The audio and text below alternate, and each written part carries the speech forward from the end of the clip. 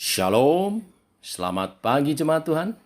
Berjumpa kembali dalam doa pagi online. Mari masuk hadirat Tuhan. Bawa seluruh diri kita, percayakan pada Tuhan. Rencananya yang terbaik bagi kita. Ku tak menyerah, walau kadang ku tak mengerti, tetap berserah, keyakinan di dalam hati. Rencana yang terbaik semuanya datang darimu, karena tanganmu memurnikanku. Ku tetapkan hatiku untuk percaya tanpa syarat, takkan goyah. Ku nyatakan imanku untuk setia, senangkan hatimu.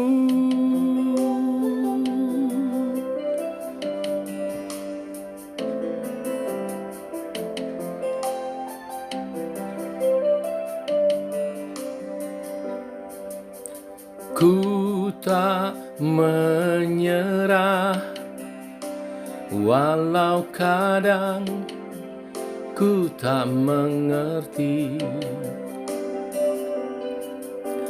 tetap berserah, keyakinan di dalam hati. Rencana yang terbaik semuanya datang darimu, karena tanganmu memurnikanku. Ku tetapkan hatiku untuk percaya tanpa syarat, takkan goyah. Ku nyatakan imanku untuk setia, senangkan hatimu.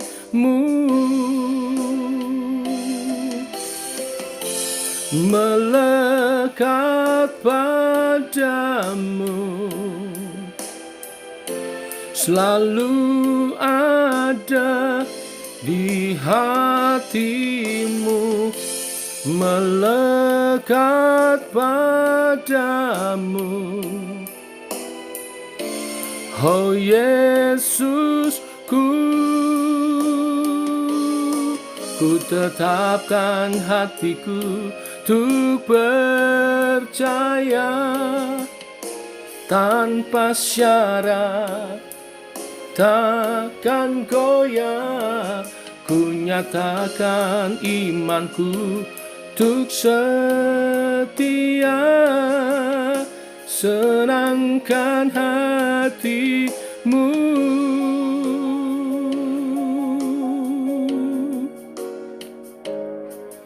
Senangkan hatimu, senangkan hatimu, Tuhan.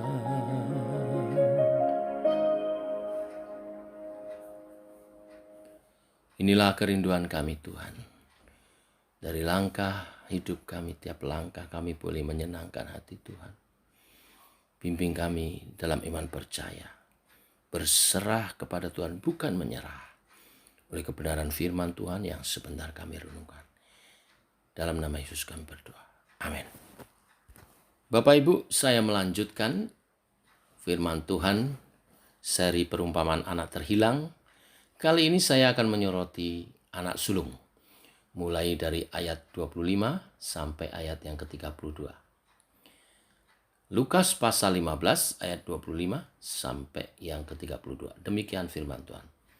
Tetapi anaknya yang sulung berada di ladang, dan seketika ia pulang dan dekat rumah, ia mendengar bunyi seruling dan nyanyian tari-tarian. Lalu ia memanggil salah seorang hamba dan bertanya kepadanya, "Apa arti semuanya itu?" Jawab hamba itu, "Adikmu telah kembali, dan ayahmu telah menyembelih anak lembu tambun, karena ia mendapatkan kembali dengan sehat." Maka marahlah anak sulung itu, dan ia tidak mau masuk. Lalu ayahnya keluar dan berbicara dengan dia. Tetapi ia menjawab ayahnya, katanya, "Telah bertahun-tahun aku melayani Bapa, dan belum pernah aku melanggar perintah Bapa. Tetapi kepadaku belum pernah Bapa memberikan seekor anak kambing untuk bersuka cita dengan sahabat-sahabatku. Tetapi baru saja datang anak Bapa yang telah memboroskan harta kekayaan Bapa bersama-sama dengan pelacur-pelacur. Maka Bapa menyembelih anak lembu tambun itu untuk dia." Kata ayahnya kepadanya, "Anakku, engkau selalu bersama-sama dengan aku, dan segala kepunyaanku adalah kepunyaanmu. Kita patut bersuka cita dan bergembira, karena adikmu telah mati dan menjadi hidup kembali. Ia telah hilang dan didapat kembali." Bapak Ibu jemaat Tuhan, kita sekarang menyoroti anak sulung. Khususnya sikap dia waktu tahu bahwa bapaknya mengadakan pesta penyambutan untuk adiknya yang telah kembali. Dikatakan di ayat 28, maka marahlah anak sulung itu dan ia tidak mau masuk, lalu ayahnya keluar dan berbicara dengan dia. Anak sulung ini merupakan gambaran orang-orang Farisi dan ahli-ahli Taurat yang bersungut-sungut melihat para pemungut cukai dan orang berdosa datang kepada Yesus dan mendengarkan dia. Ya, inilah yang menjadi latar belakang sekali lagi 3 perikop tentang perumpamaan dibahas di Lukas pasal 15 ini. Orang-orang seperti anak sulung ini juga kita sering jumpai di gereja, yaitu orang-orang yang sok suci yang tidak senang melihat orang berdosa datang kepada Tuhan. Kita mesti memiliki hatinya Yesus yang selalu bergembira dan menyambut bila ada orang berdosa yang mau bertobat, bukan sebaliknya. Yang kedua, anak sulung ini menggambarkan sikap iri hati. Perhatikan di ayat 29. Tetapi ia menjawab ayahnya, katanya, "Telah bertahun-tahun aku melayani Bapa, dan belum pernah aku melanggar perintah Bapa. Tetapi kepadaku belum pernah Bapa memberikan seekor anak kambing untuk bersuka cita dengan sahabat-sahabatku." Ayat 30, tetapi baru saja datang anak Bapa yang memboroskan harta kekayaan Bapa bersama-sama dengan pelacur-pelacur, maka Bapa menyembelih anak lembu tambun itu untuk dia. Anak sulung ini berkata, untuk anak bungsu Bapa menyembelih anak lembu tambun, sedangkan untuknya Bapa tidak menyembelih seekor kambing sekalipun. Saya berpendapat kata-kata ini adalah kata-kata karena iri hati. Kata-kata ini tidaklah benar. Karena dalam tradisi budaya Yahudi, anak sulunglah mendapat bagian 2 kali lipat dan mendapat perhatian yang khusus dari orang tuanya. Saya mau katakan hati-hati dengan sikap iri hati. Karena sikap iri hati membuat kita tidak bisa menikmati berkat yang dari Tuhan. Karena kita akan terus menuntut dan bersungut-sungut. Yang ketiga, anak sulung ini menunjukkan sikap diri yang tinggi hati atau sombong.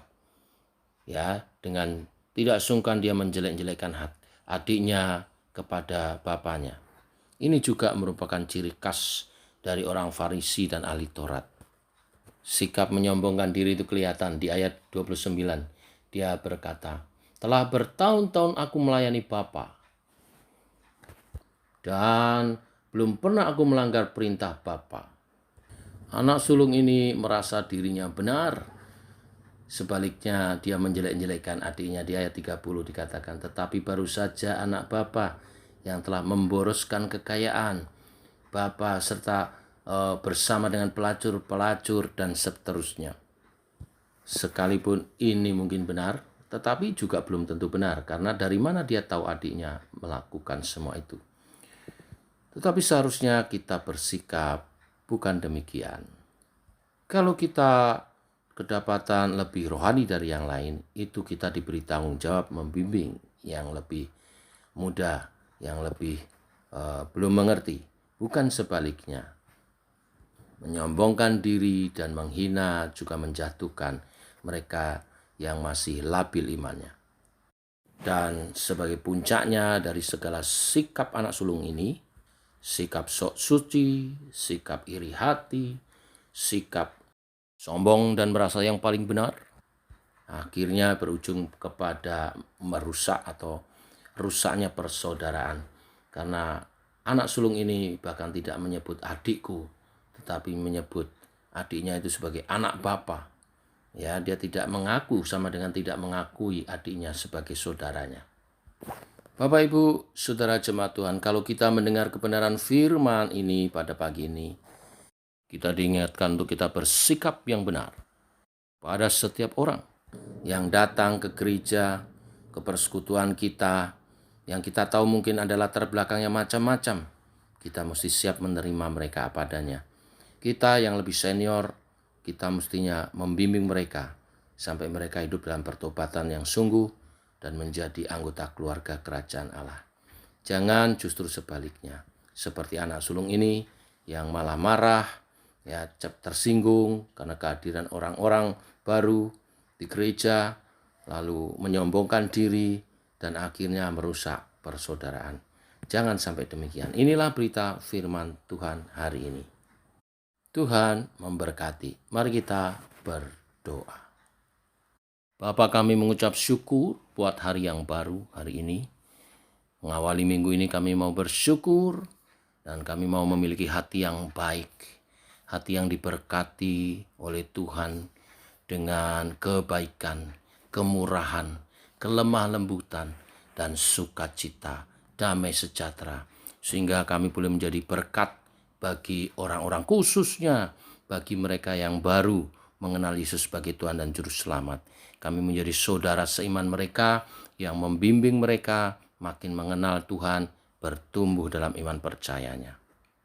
Tuhan beri kami hati, seorang hati anak sulung yang benar, bukan anak sulung yang tidak benar, yang iri hati, yang sombong, yang tidak suka ada orang-orang baru diperhatikan. Kami mau justru membagikan diri kami kepada mereka, membaktikan diri kami kepada Tuhan untuk melayani mereka. Tolonglah kami, Tuhan Allah Roh Kudus, bimbinglah kami. Hari ini hamba-Mu berdoa bagi setiap umat Tuhan yang mendengarkan doa pagi online ini, yang bersama-sama dengan kami berdoa pagi online ini. Kiranya berkat Tuhan limpahkan, berkat kesehatan Tuhan limpahkan, yang sakit disembuhkan, yang lemah dikuatkan. Dan ada tuntunan daripada firman-Mu untuk kami melangkah, menjalani kehidupan kami sepanjang hari ini. Berkatilah juga usaha pekerjaan kami. Apa yang dikerjakan tangan kami menjadi berhasil. Hari ini bahkan sepanjang minggu ini berkat Tuhan melimpah. Untuk kami bersyukur dan memuliakan nama-Mu. Untuk bersukacita bersama-sama di dalam Tuhan. Untuk mendukung pekerjaan Tuhan lebih maju lagi. Berkatilah hamba-hamba Tuhan yang mengasihi kami, yang berjaga-jaga atas iman kami, untuk mengajar kami makanan rohani yang baik, sehat. Tuhan urapi mereka dan pakai hidup mereka. Cukupkan segala kebutuhan mereka supaya tidak ada satupun yang berkekurangan, sehingga mereka dapat mengkonsentrasikan diri melayani Tuhan dengan sungguh dan juga melayani jemaat Tuhan dengan baik. Terima kasih Tuhan. Demikian doa-doa kami naikkan di dalam nama Tuhan Yesus Kristus. Amin. Demikian saudara doa pagi kita. Selamat pagi, selamat berjalan bersama dengan Tuhan. Shalom.